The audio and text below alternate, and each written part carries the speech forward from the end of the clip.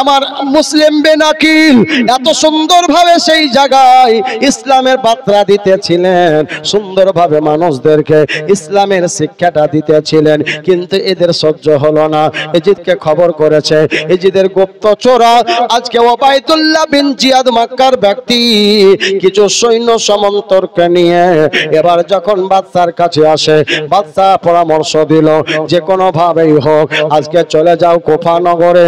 ওই কুফা নগরের যিনি গভর্নর, তিনার নাম হচ্ছে নোমান বিন বাশির। এই নোমান বিন বাশিরকে পদচ্যুত করলাম আমি, দস্তখত করে দিলাম, তাকে পদ থেকে নামিয়ে দিবে, সেই পদে তুমি অধিষ্ঠিত হবে, ওই পদে তুমি আজকে নিযুক্ত হবে। আর নিযুক্ত হওয়ার পর তুমি তোমার তাকাব্বুরি দেখাবে, তুমি সেখানে মুসলিম বিন আকিলকে বাধা প্রদান করবে। শুধু বাধা প্রদান নয়, পারলে যেভাবেই হোক তাকে লোকাপে আটকাতেই হবে, যে কোনো ভাবেই কৌশলে হোক তাকে সেই জায়গা থেকে নিয়ে আসতেই হবে।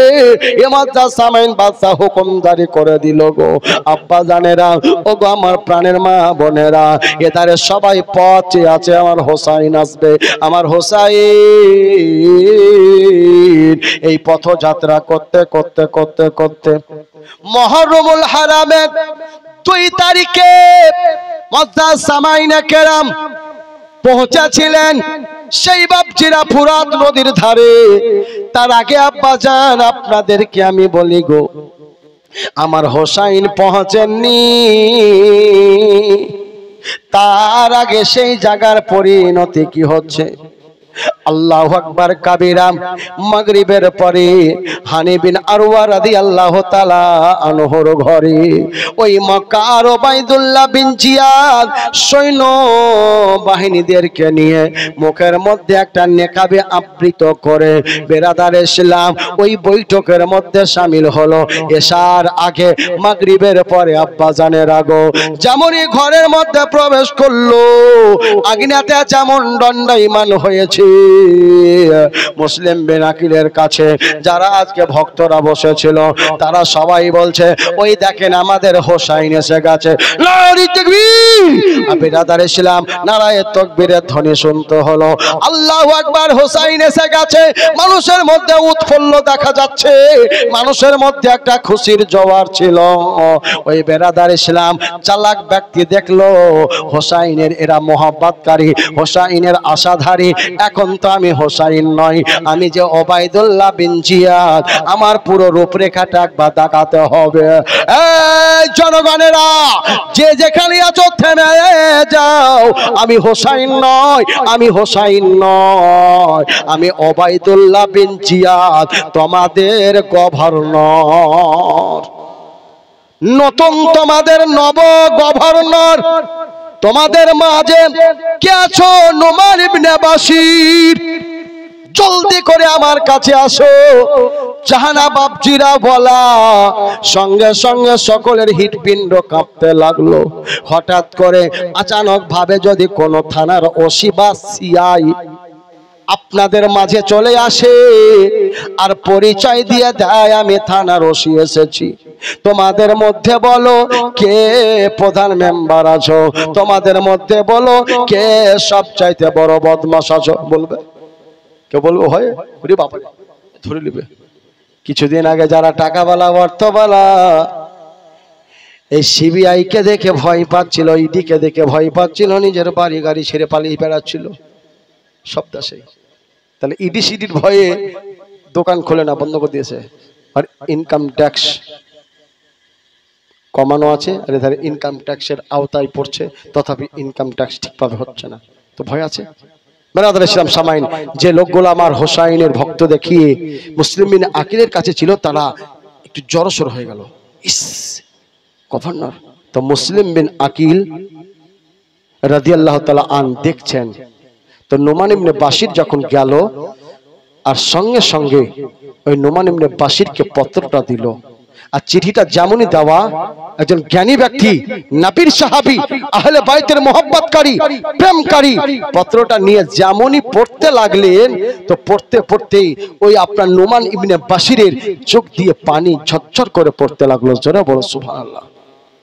লেখা আছে, নোমান ইবনে বাশির, তোমাকে পদচ্যুত করা হলো, পদ থেকে নামানো হলো। এখন ওই পদে প্রতিষ্ঠিত হবে ওবাইদুল্লাহ বিন জিয়াদ। আব্বা জানেরা চাবি কাঠি দিয়ে দিল। মোদ্দা কথাই বলি, সুবহানাল্লাহ। বাপজিরা গো, সঙ্গে সঙ্গে রূপরেখা চেঞ্জ হয়ে গেল। কেউ ভয়ে কিছু বলছে না গো। এবার বাপজিরা সেই বাবা ওই রাত্রি বেলায় আর ওবাইদুল্লাহ বিন জিয়াদ কাউকে কোনো কথা বলল না। সোজাসুজি বাপজিরা ওই পার্লামেন্টে চলে গেল। আব্বাজি অন্যান্য দিন মসজিদ ভরা, ফজরের জামাতে যেন মুসল্লি দেখতে পাওয়া যেত। আজ আমার মুসলিম বিনাকিল ওই কুফার জামে মসজিদে ইমামতি করছেন, তো মসজিদ ফাঁকা দেখাচ্ছে। কেমন বিশ্বাসঘাতক মুনাফিক! হায়রে তাদের ঈমান পদ্মের পাতায় বা কচুর পনে পানি থাকলে যে ধারে হাওয়া আসবে পানি তার বিপরীতে গিরে যাবে। পশ্চিমে হাওয়া মারলে পূর্বে পানি পড়বে, পড়বে কি পড়বে না? তো ওদের ঈমানটা ওইরকম টলবল করছিল। এখন দেখেন আলাদা এসে গেছে যে এরা নিজেকে সাধু সাজছে, আর হোসাইনের ভক্ত দেখাচ্ছে না, চুপচাপ হয়ে গেল। মুআজ্জাজ সামাইনে কেরাম, সকাল বেলায় টিফিন নাস্তার পরে ওবাইদুল্লাহ বিন জিয়াদ একটা হুঙ্কার মেরে বলল, ও কুফার জনগণেরা শোনো, তোমাদের জন্য একটা অফার এসেছে।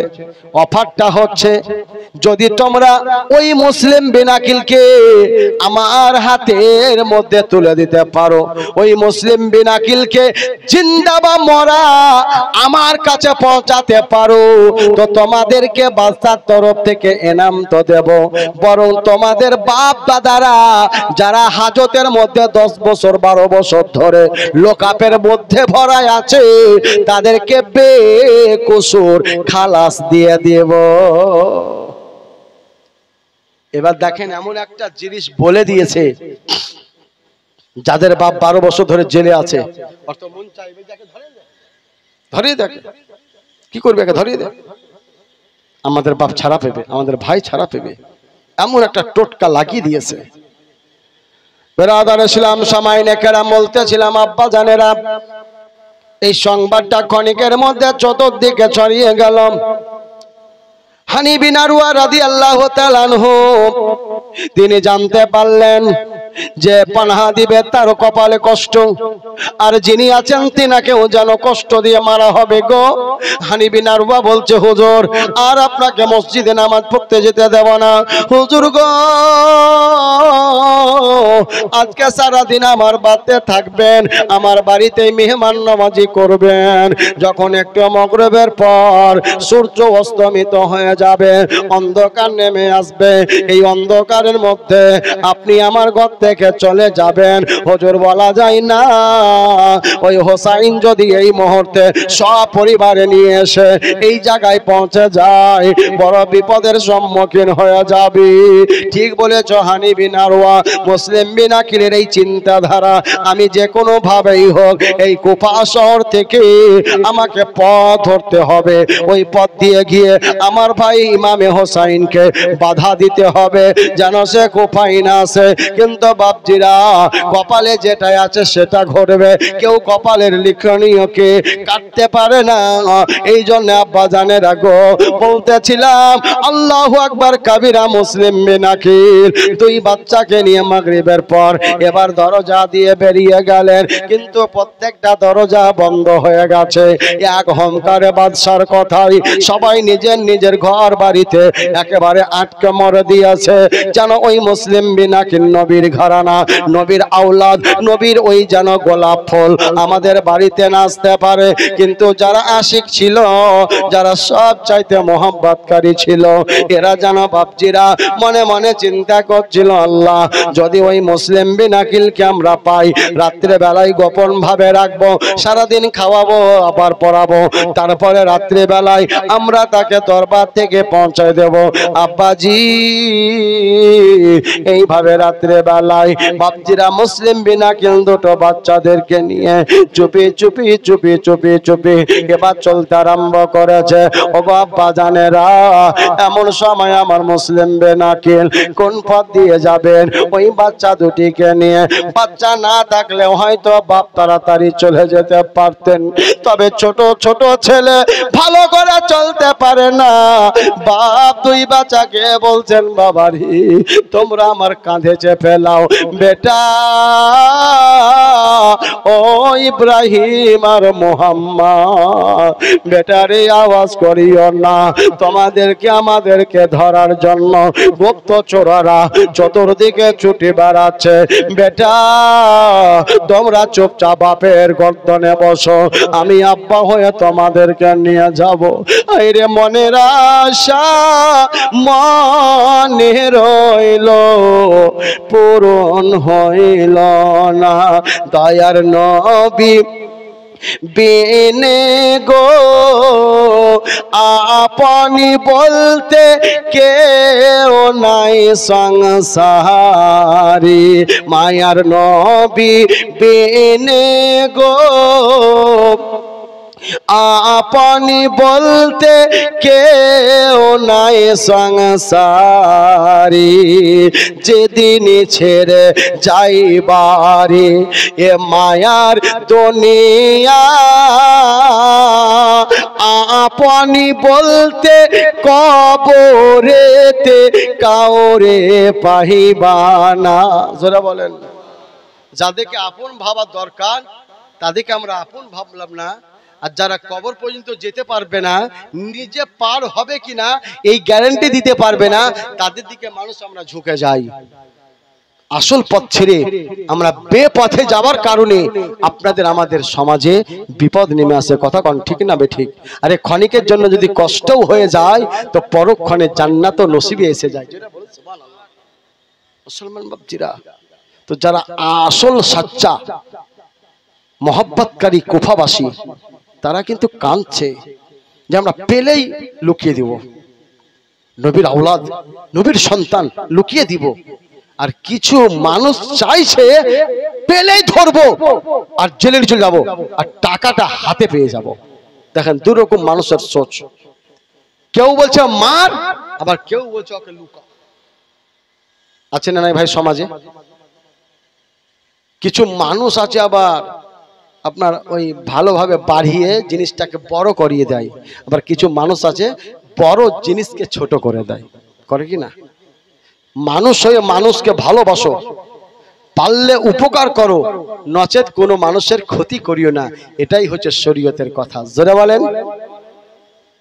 তা আমার মুসলিম বিন আকিল কারোর ক্ষতি করেননি, ভালোই করেছিলেন, কিন্তু এরা সহ্য করতে পারলো না যে আমাদের গদি থাকবে না, এর লোক বেশি হয়ে গেল, যার কারণে বেরাদার ছিলাম এই পরিকামটা হতে শুরু করলো। মুসলিম বিন আকিল বাচ্চাদেরকে নিয়ে যাচ্ছেন, যেতে যেতে যেতে যেতে এইরকম বয়সের একটা মুরব্বী রাস্তাতে যাচ্ছে। জোরে বলুন সুবহানাল্লাহ, মোহব্বতে বলুন সুবহানাল্লাহ। রাত্রের অন্ধকার, দুটো ছেলে, সবাই চুপ হয়ে আছে, ছেলেটাও চুপ হয়ে আছে। ওই কাজী সারা রাস্তাতে দাঁড়িয়ে গেছে। বাবা তুমি কে একটু বলো। মুসলিম ঘরানা, আলে রাসূল কোনদিন মিথ্যা বলে নাই। মুসলিম বিন আকিল বলছেন, বাবা আমার নাম মুসলিম, আমি যাব মক্কায়। ওই চাচা ছুটে গিয়ে দুটো হাত ধরে চুমতে লাগলো। চুমতে চুমতে বুকের মধ্যে ভরে বলছে, বেটা তোমার জন্য রাত পহিয়াছি। বেটা মুসলিম, এই দিক দিয়ে সৈন্য গেল, আমি নিজের চোখে দেখলাম। এই জন্য বেটা এধার দিয়ে যেও না, একটু রাত আমার বাড়িতে আরাম করো, আরাম করার পরে আবার বেরিয়ে যাবে। হযরতে কাজী সারা রাদিয়াল্লাহু তাআলা আনহুর বাড়িতে আমার মুসলিম বিন আকিল গেলেন। বাপজিরা, দোয়াটা লাগিয়ে গোপন ভাবে ছোট্ট কুটিরে, ছোট্ট ঘরে ওই মুসলিম বিন আকিলকে বসিয়েছে। মনে হচ্ছে প্রদীপের দরকার হচ্ছে না, নবীর সন্তান নবীর আলের জন্য ঘোড়াটা পুরো অন্ধকার আলোতে রূপান্তরিত হচ্ছে। এত চকচক করে নূর ছড়াচ্ছে। মুসলিম বিন আকিল রাদিয়াল্লাহু তাআলা আনহু ওই চাচাকে বলছেন, চাচা কি করে মক্কায় ফিরে যাওয়া যায়? বলে, বেটা আমি একটু গোপন ভাবে রাস্তা দেখব, তোমাকে পার আমি করব। এই বলে বাপ যে কথাগুলা বলছে, হায় রে নাবালক বেটা সব টুকটুক করে দেখে কানে শুনছে। আব্বা, আব্বা, কি আমরা অপরাধ করেছি? আমাদেরকে কেউ জায়গা দেয় না। আব্বা জান, কেউ আমাদের জন্য ঘরের দুয়ার খুলে না। আব্বা জান, আমাদের কি এমন অপরাধ? বাপ বলছে, বেটা কোনো অপরাধ নয়। বেটারি তোমরা চুপ করে আমার কাছে আরাম করো। বাপ একদিকে বেটা ইব্রাহিমের মাথা, আর একদিকে মোহাম্মদের মাথা নিজের জাঙ্ঘের ওপরে নিয়েছে। নুরানি হাত দিয়ে দুই বেটার ওপরে বোলাচ্ছে, আর চোখ দিয়ে পানি গড়গড় করে ভাঙছে। হায়রে বাপের হাতের মায়া, হায়রে মায়ের নুরি হাতে মায়া।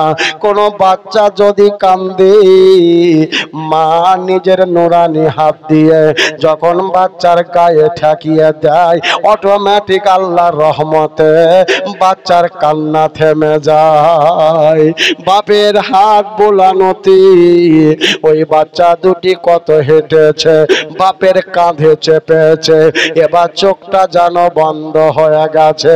কাজী সারার সাথে আমার মুসলিম বিন আকিল রাদিয়াল্লাহু তাআলা আনহু কথা বলছেন, আব্বা গো আমি তো চলে যাব, আমার ছেলেরা আমার কলিজারা দেখেন আপনার বাড়িতে ঘুমিয়ে পড়েছে। আব্বা,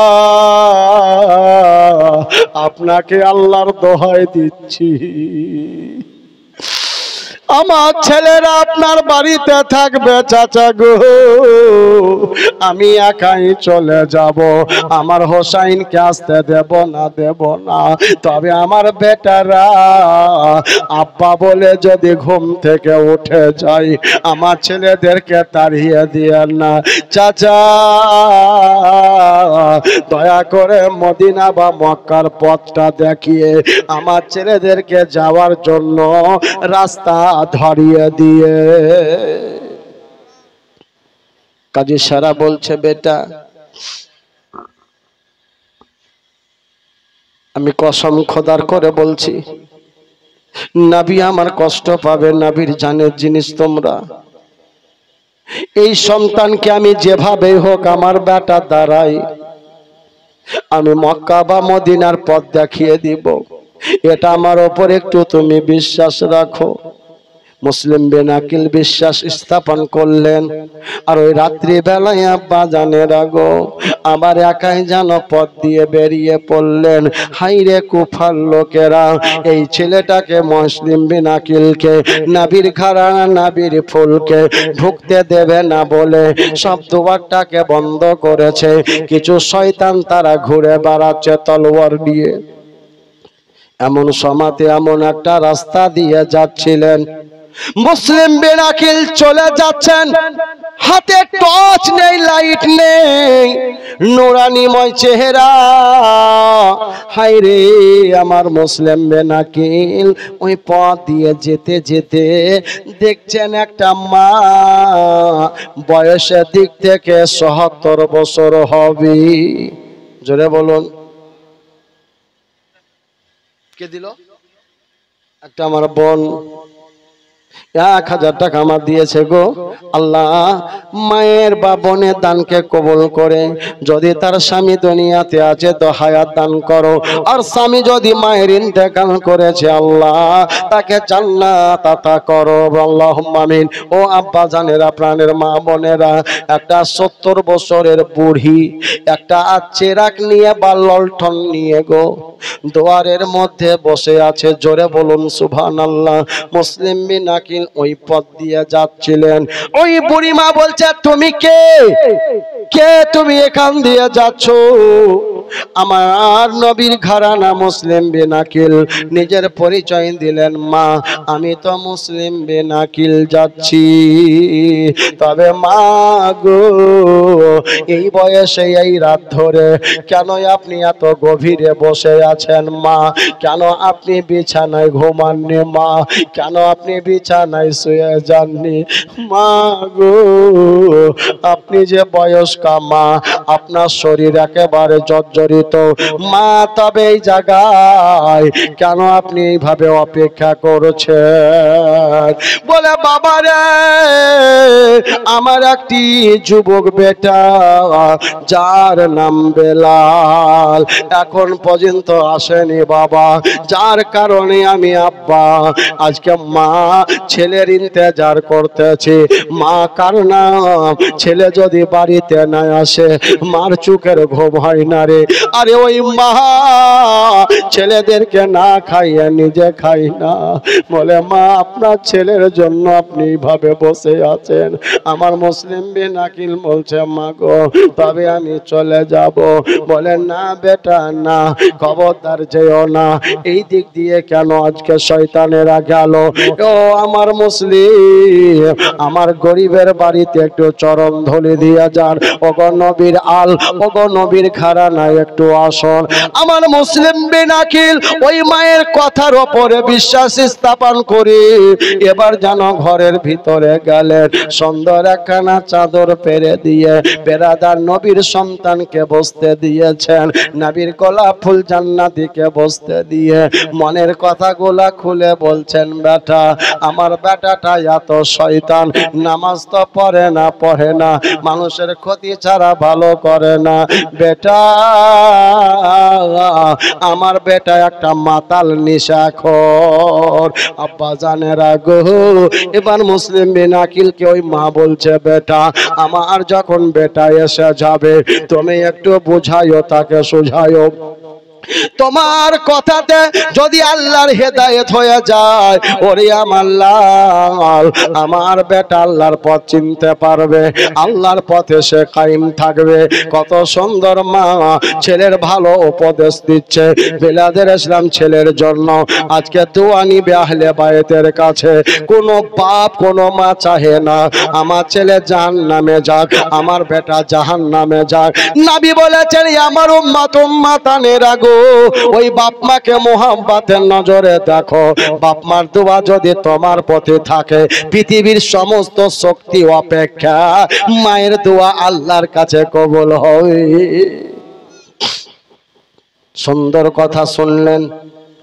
এধারে বেটা বেলাল আব্বা জান ওবাইদুল্লাহ বিন জিয়াদের কাছে অঙ্গীকার করে এসেছে, শিকার আমি ধরে আনবো, যদি পাই কত টাকা দেবেন? বলে, অনেক সোনার মুদ্রা।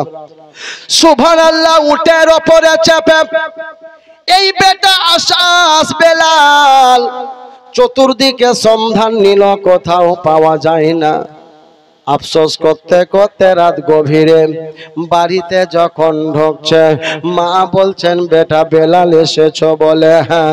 বেটা খাওয়া দাওয়া করে লাও। বলে মা আজকে আমার খেতে ইচ্ছা জাগছে না।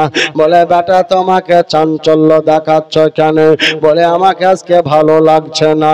বেরাদার এই সমস্ত কথা মায়ের কানে যখন তুলেছে, মা বলছে বেটা রে শোনো, কাউকে একটা কথা বলিও না বেটা, আমাদের আজকে ভাগ্য ফুটে গেছে, আজকে আমাদের গোলাপ ফুল বাড়িতে ফুটেছে বেটারি, আমাদের বাড়িতে সোনা রত্ন এসে গেছে।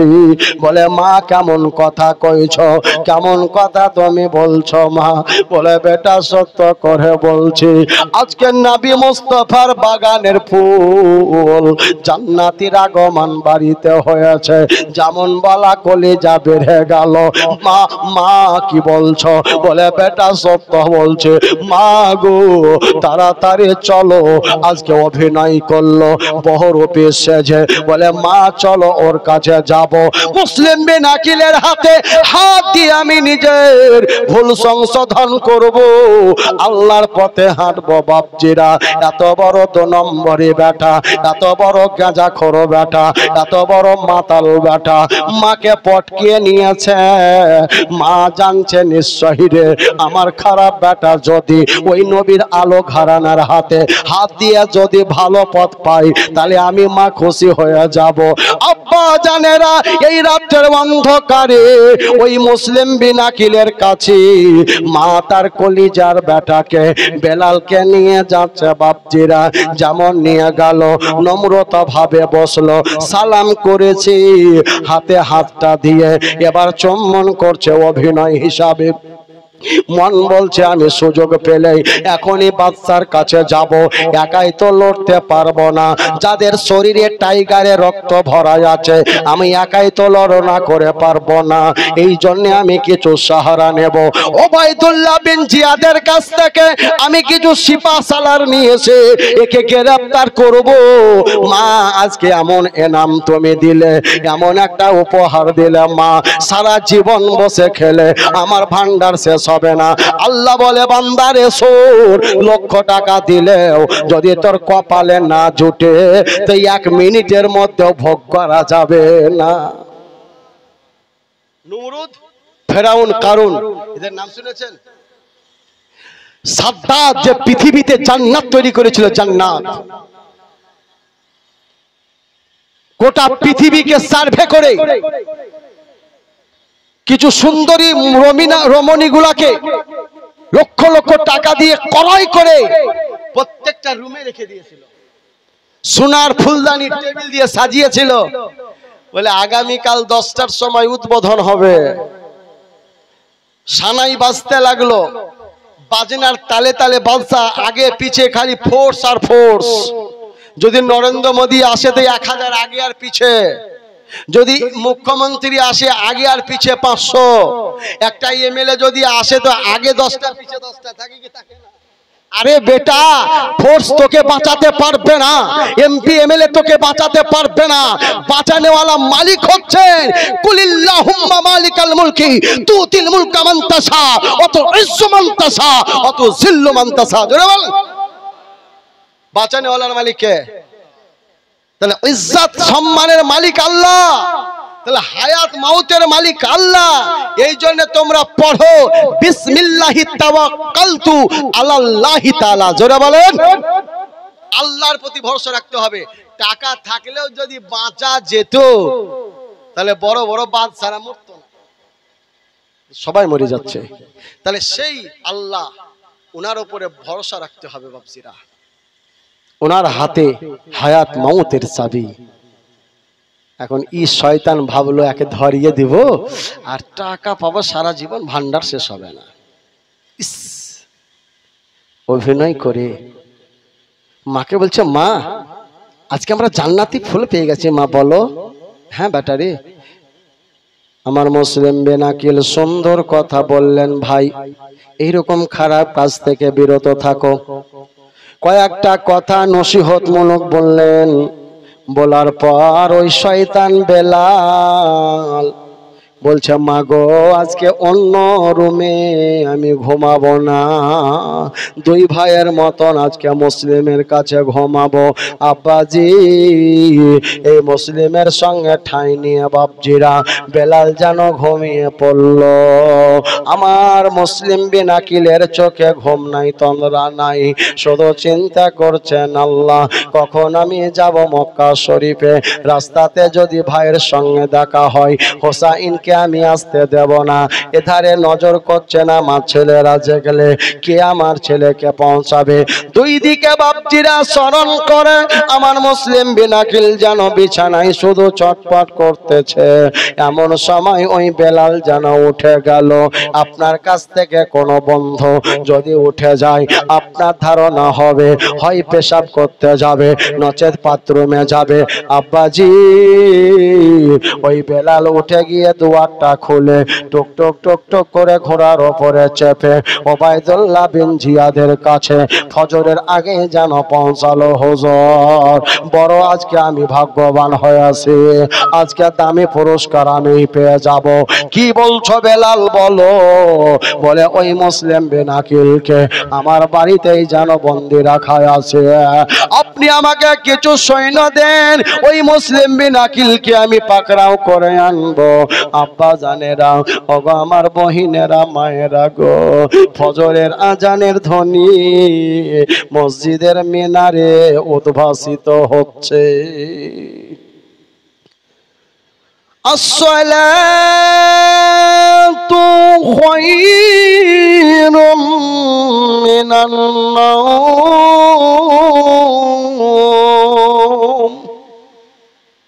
ঘুম চাইতে নামাজ অতি উত্তম। এই শব্দটা শোনার পর যারা মুসল্লিয়ানে এজাম তারা কখনোই আর ঘুমাবে না, পারলে বাড়িতে উঠে 4 রাকাত নামাজ পড়বে। আমরাও কতদিন মসজিদে যাই আবার যাই না, শরীর ক্লান্ত থাকলে উঠে 4 রাকাত নামাজ বাপজিরা 6 মিনিট বা 7 মিনিটে পড়ে আবার একটু দোয়া দরুদ পড়ে আমরাও বিছানায় ঘুমিয়ে যাই। কথা কোন ঠিক না বেঠিক? কিন্তু যখন আমাদের শরীরটা ভালো থাকে আমরা সজ্ঞানে থাকি তখন টুক টুক করে শরীরের চর্চার দিকেও তাকিয়ে আমরা হেঁটে হেঁটে মসজিদে যাই। মসজিদে জামাত সহকারে নামাজটা আদা করার পর আমরা কেউ মোড়ের দিকে হাঁটি, কেউ তো মাঠে ময়দানে যাই, আমাদের শরীরের একটু চর্চা হয়ে যায়। এই জন্য আমার নবী বলেছেন 5 ওয়াক্তের নামাজের মধ্যে 2টো ওয়াক্তের নামাজ সবচাইতে গুরুত্বপূর্ণ, সবচাইতে তাৎপর্যপূর্ণ।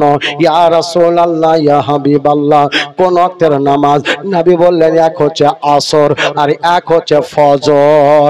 ফজরের নামাজের গুরুত্ব বেশি, আসরের নামাজের গুরুত্ব বেশি। 5 ওয়াক্তের নামাজের মধ্যে আসর আর ফজরকে যারা একরে ধরতে পারবে আল্লাহ রাব্বুল আলামিন তার রুজি রোজগার আর চেহারাতে বরকত নাজিল করবে। জোরে বলা যাবে না সুবহানাল্লাহ। আজি জানে মুহতারাম সামাইনে কেরাম, বলতেছিলাম আব্বাজি আজ আপনাদেরকে বলি খবর পৌঁছে গেছে সৈন্য নিয়ে আসছে। এধারে আমার মুসলিম বিন আকিল ফজরের নামাজে খাড়ো হয়ে গেছে। নাবিরাল জীবনে নামাজ ছাড়েননি বাপজিরা।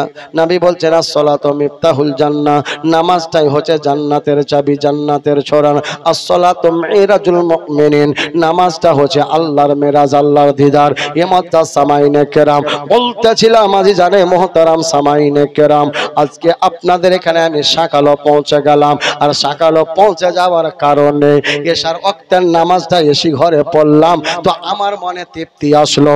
একদিকে ফ্যান না ঘুরলেও গরমটা যেমন অনুভব করছিলাম বাহিরে, নামাজটা যখন ভিতরে এসে পড়লাম তো তৃপ্তি পেয়ে গেলাম। তো তসবিহ বেশি করে জপলাম। তসবিহ জপেই আমার ওই বারিক ভাইয়ের বাড়ি গেলাম। বলছে এই 11 বছর পর একটা বেটা হয়েছে, 11 বছর পর। ভালো করে দেখলাম আর ঝাড়ফুঁক করলাম, কই আমার ভাই? আমার ভাই ওই ধারে আছে। ওই ধার দিয়ে ঘুরে নদীর দিক থেকে এসে চা খেয়ে আবার এসে রুমে ঢুকলাম। এবার আপনাদের জন্য অপেক্ষা করছি, যখন ডাক পড়বে যাব। 11 বাজলো তো আউয়াল ভাইয়ের ডাক হলো, স্টেজ আসতে হবে হুজুর। চলে আসলাম, বেরাদার ইসলাম। আবার এখান থেকে নেমে যাব। আজকে তো মনে হয় যে ফজর পড়েই ঘুমাতে পাবো, কারণ আজকে সময়টা লংজিভিটি। মজ্জা সামাইনে কেরাম, তো বলতেছিলাম আজি জানে মোহতারাম সামাইনে কেরাম, নবীর নবীর ঘরানা নামাজ পড়লেন। এই নামাজ পড়ার পর তাসবিহ পড়ছেন। ফজরের ওয়াক্তটা এমন সুন্দর, যেমন আমি আমার আদত আছে কমসে কম এক রুকু সূরা ইয়াসিন তেলাওয়াত করে আমি বেরাদার ইসলাম বুকে দম করব। আর পড়তেও ভালো লাগে। ফজরের সময়তে গলাটাকে একটু ঝালাতেও ভালো লাগে। আর গলাকে যদি ঝালাতে হয় তাহলে কিরাত করতে হবে ইয়াসিন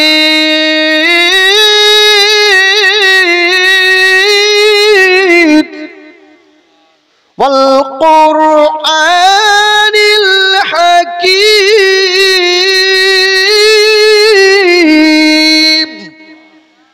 ভালো লাগবে কি লাগবে না?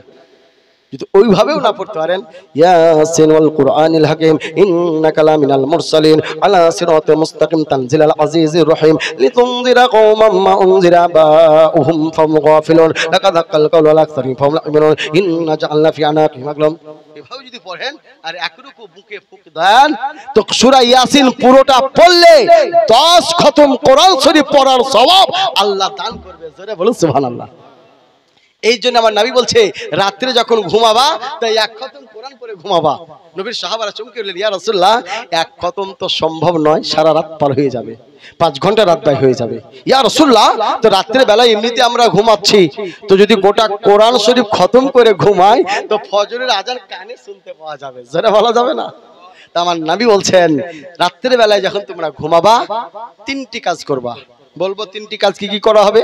কিছু মশলার কথা খালি জীবনী শুনলে হবে না, জীবনটাকেও তৈরি করতে হবে।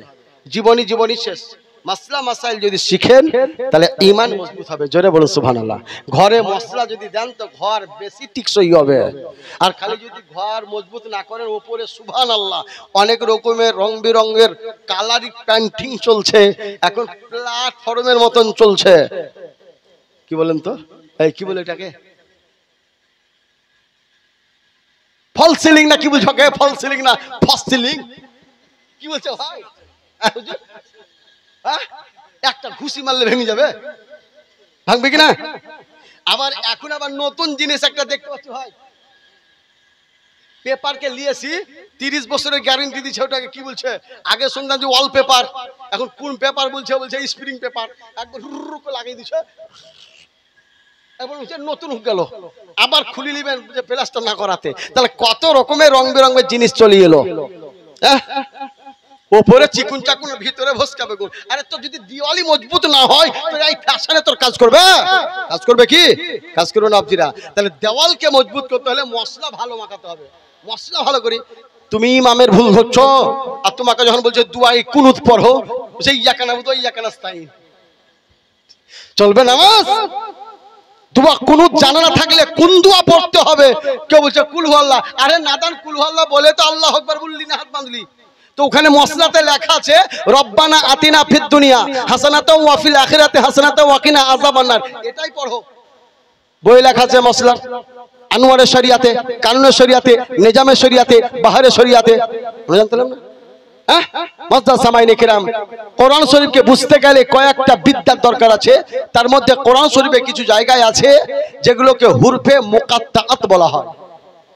উলামায়ে কেরামগণ বুঝেন এই হুরফে মুকাত্তাআত কাকে বলা হয়, একটা ভাই বলতে পারবেন না। তাহলে এই ইমাম 12 বছর ধরে পরিশ্রম করে আল্লাহর কোরআন এবং হাদিস, ইজমা, কিয়াস সম্বন্ধে পারদর্শিত হয়েছেন। এখন ওনার পিছনে যদি আমরা লাগি তাহলে আপনার নামাজ ফাসিদ হবে না ওনার নামাজ ফাসিদ হবে? বলেন তো। আপনার নামাজটা বাতিল হবে। এই জন্য ইমামকে ইমামের মর্যাদা দাও, মেম্বারকে মেম্বারের মর্যাদা দাও, মুরলকে মুরলের মর্যাদা দাও, মাকে মায়ের মর্যাদা দাও, সমাজকে সমাজের মর্যাদা দাও, পড়োশীকে পড়োশীর মর্যাদা দাও। এই শিক্ষা আকায়ে নামদার, মাদানিকে তাজদার, দোর আলমের মালিক ও মুখতার, জান্নাতের প্রবেশার নবী মুহাম্মদুর রাসূলুল্লাহ সাল্লাল্লাহু তাআলা আলাইহি ওয়াসাল্লাম জগতে দিয়ে গেছেন। জোরে বলেন। মুআজ্জাজ সামাইনে কেরাম, আদবদার সন্তান তাসবিহ পড়ে ঘর থেকে বাহির হবেন, বেলাল ডাক দিল মুসলিম বিন আকিলকে, হুজুর আসুন। আর জাহানা বাহির হলেন।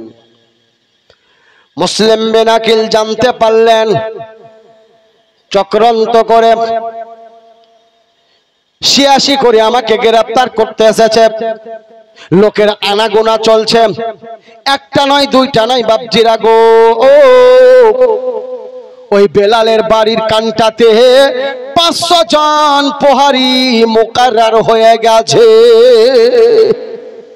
একজন মুসলিম বিন আকিলকে ধরার জন্য এতগুলা সৈন্য মুসুফতি হয়ে গেছে, এতগুলা সৈন্য এসে গেছে।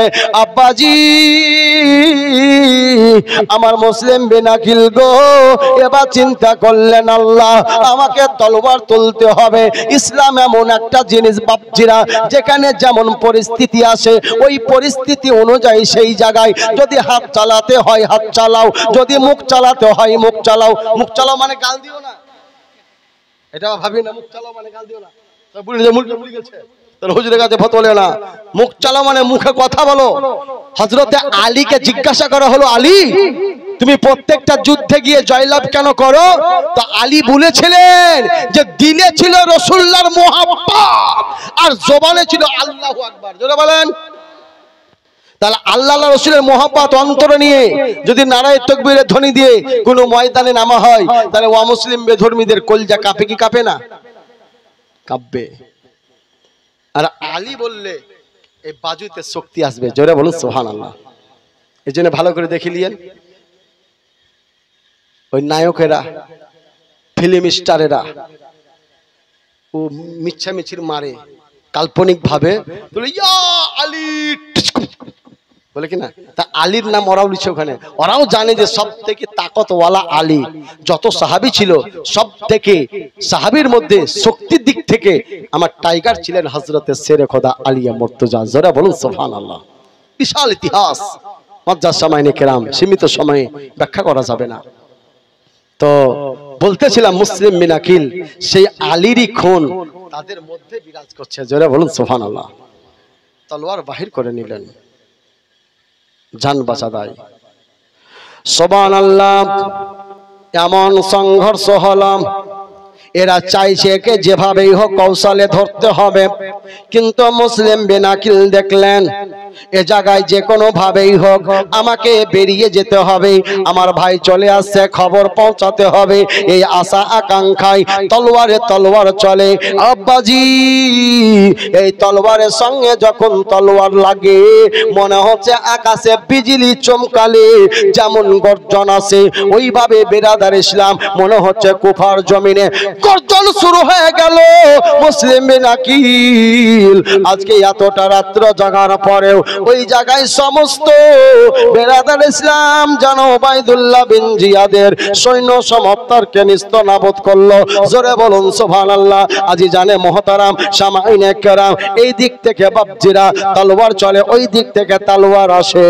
এই তলোয়ার চলতে চলতে আচানক ভাবে আমার মুসলিম বিন আকিলের মাথার উপরে যখন একটা আঘাত এসে যায়, রক্তাক্ত হয়ে যান, জমিনে লটিয়ে পড়ে গেলেন। আব্বাজি সবে মাত্র সূর্য উদয় হচ্ছে, মুসলিম বিন আকিলকে ওই অবস্থাতে এবার ওটের উপরে চাপিয়ে বাদশার দরবারে নিয়ে যাওয়া হচ্ছে। চতুর্দিকে মানুষ জানতে পারলো, হায় আফসোস রে, ওই নবীর মেহমান আমাদের দেশে এসে আজকে বড় বিপদে পড়ে গেছে।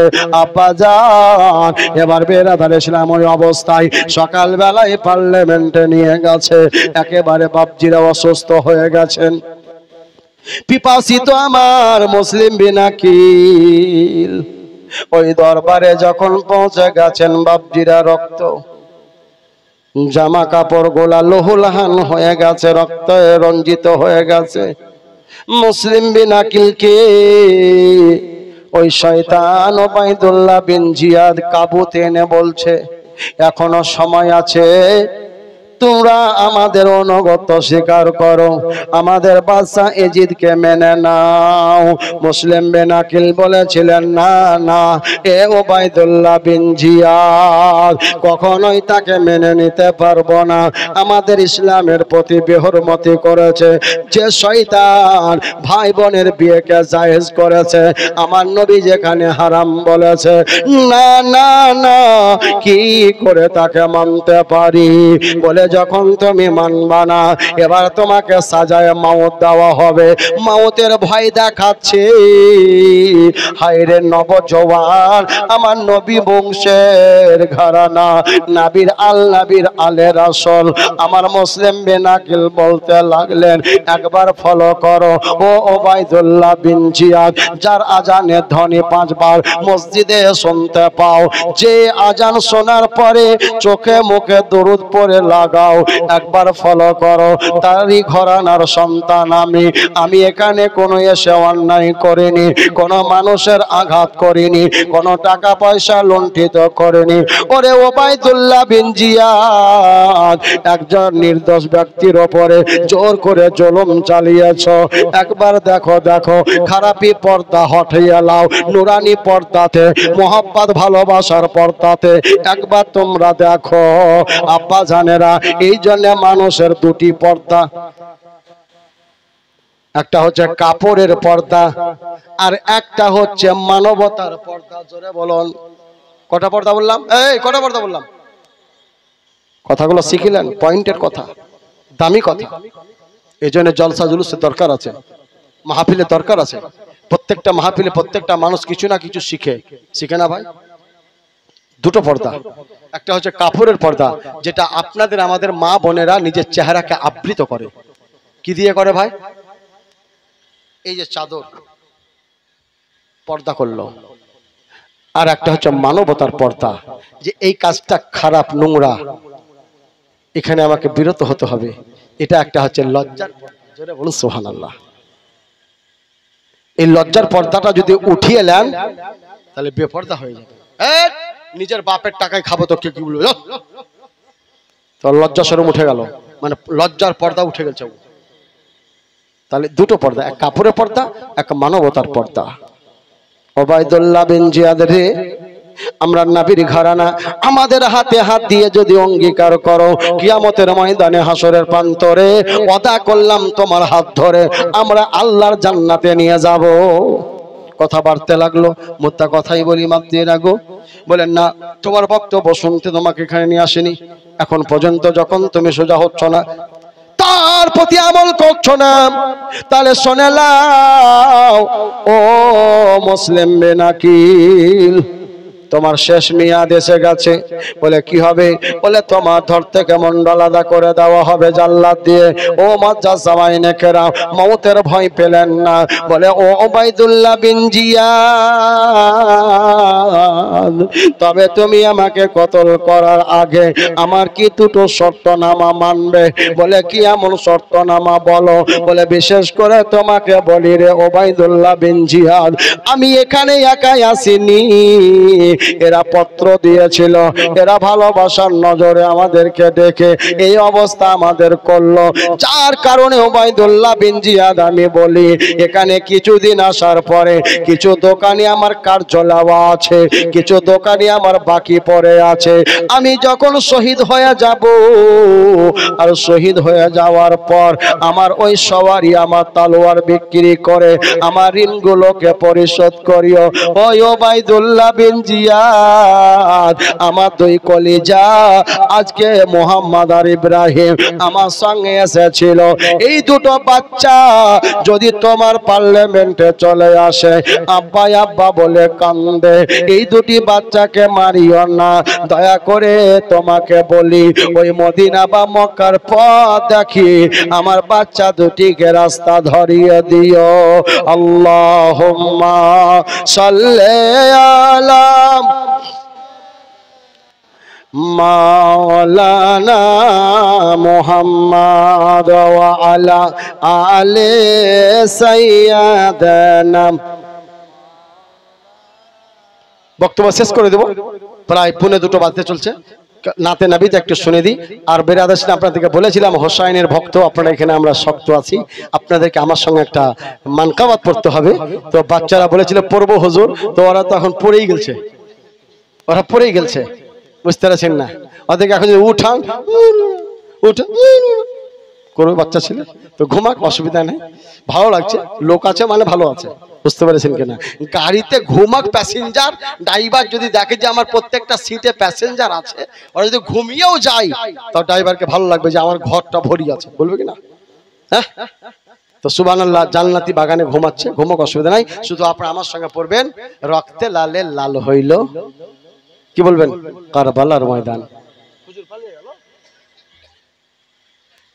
দিন ইসলামকে বাঁচাতে যে দিল আপন জান,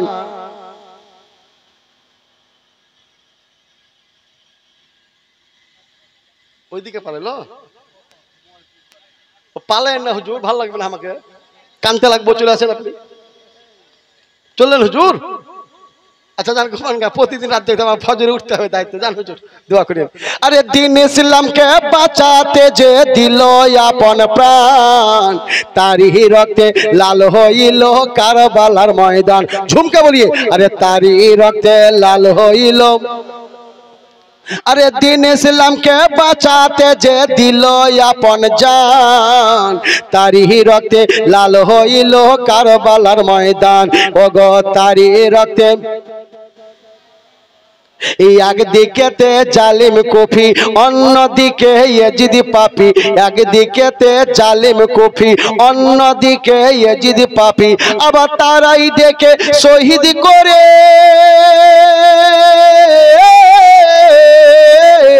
আবার তারাই ডেকে শহীদ করে, তারাই ডেকে শহীদ করে ভাসিয়ে দিল রক্তের বান, তারই রক্তে লাল হইল কারবালার ময়দান। ওগো তারই রক্তে লাল হইল, ওগো দিন ইসলামকে বাঁচাতে যে দিল আপন প্রাণ, তারই রক্তে লাল হইল কারবালার ময়দান। ওগো তারই রক্তে লাল হইল, তারই রক্তে লাল হইল কারবালার ময়দান। পিয়াসা হুসেন আরজ করে, ওই দেখো কারবালার মাঠে, নিজের ছেলের জন্য পানি চেয়েছিলেন হোসাইন, নিজের জন্য নয়, জোরে বলেন। আরে পিয়াসা হুসেন আরজ করে, ওই দেখো কারবালার মাঠে, পিয়াসা হুসেন আরজ করে, ওই দেখো ওই কারবালার মাঠে, ওগো এক পিয়ালা পানি দিলে,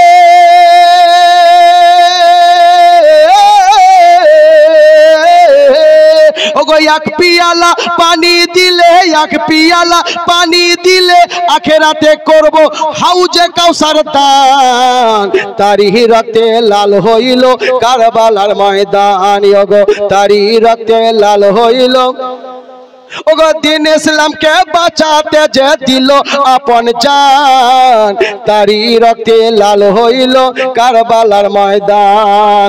৭২ তীরের আঘাত খাইয়া কান্দে হোসেন মা বলিয়া, ৭২ তীরের আঘাত খাইয়া কান্দে হোসেন মা বলিয়া, নানা তুমি আছো কোথায়, নানা তুমি আছো কোথায়, নানা তুমি আছো কোথায়, বাজবে না আর জান, তারই রক্তে লাল হইল, ওগো তারই রক্তে লাল হইল কারবালার ময়দান। দিন ইসলামকে বাঁচাতে যে দিল আপন প্রাণ, তারই রক্তে লাল হইল কারবালার ময়দান। ওগো তারই রক্তে, আপনারা হেফসি গেছেন, আর ঠেলা গাড়ির মতো নিয়ে যাব না, কারণ মানুষের লোড যদি বেশি পড়ে যায়, বিরাদার ইসলাম সামিন হযরত, তো যাই হোক আপনাদের পরিবেশকে ধন্যবাদ জানাচ্ছি, যার শেষ ভালো তার সব ভালো। তবে দোয়াটা শেষের করে যাব দরুদ ও সালামের পরে। আব্বাজানেরা, প্রাণের মা বোনেরা, আজকে এই চাদরটা একটা আপ্রতি, কখনো মুসাল্লা হয়, কখনো উজুর পানি মুছি, কখনো